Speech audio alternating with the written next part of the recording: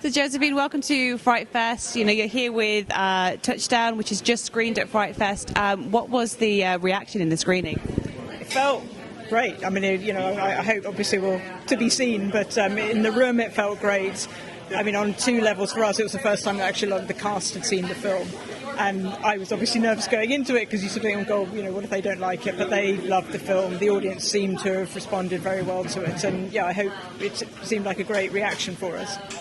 And the film was screened as part of the First Blood strand, which is this strand that celebrates kind of new voices within the genre sphere. How important do you think it is for festivals like FrightFest to champion, these particular voices?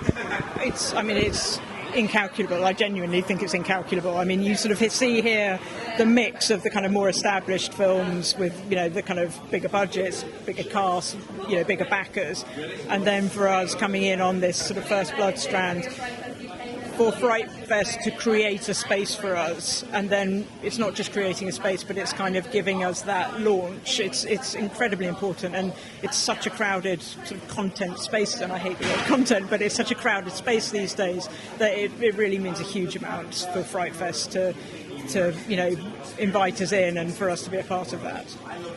And during lockdown, the rest of us were, perfecting our banana bread recipe. Why did you decide to make not just a film, but a film that was, across the world? It came about because, other films that were going a traditional route suddenly couldn't happen. And I sort of looked at it and I just thought, we don't know how long this is going to last. This is a really kind of bleak time. I should mention I did bake some bread, so I've ticked that box. But I just... Really, it was to do something creative. It was to do something for me that was a response to what was happening. So it was picking up on those themes. And then I just thought, well, why shouldn't we make it internationally? Let's see how far we can push this. And it took a lot of work. You have to find people in different countries. We're doing it all remotely over Zoom. So it's a hard process, but I'm really thrilled that, we found such great partners to help us realise that. And, for me personally, having made a micro-budget that crosses continents is, really the kind of almost the highest point for it.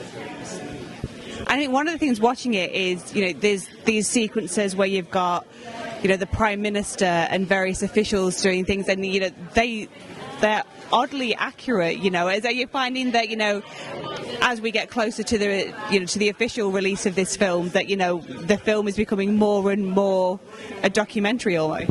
It is. It's weird. I mean, my worry at the time was that, this era will pass and we'll move on and suddenly it'll feel dated. And yet, with the way the world is spinning at the moment, it's literally every day. It's becoming more and more relevant. And it's, to me, in my mind, the manipulation from kind of governments and sort of, kind of supranational entities is becoming more and more sort of overt over everyday people. And so those themes for me are just becoming more and more relevant. And I really do hope that they kind of resonate with people and inspire people that, we're not all going mad when we question things. Definitely. Well, I'm going to let you go enjoy the rest of your day. Thank you so much. Thank you.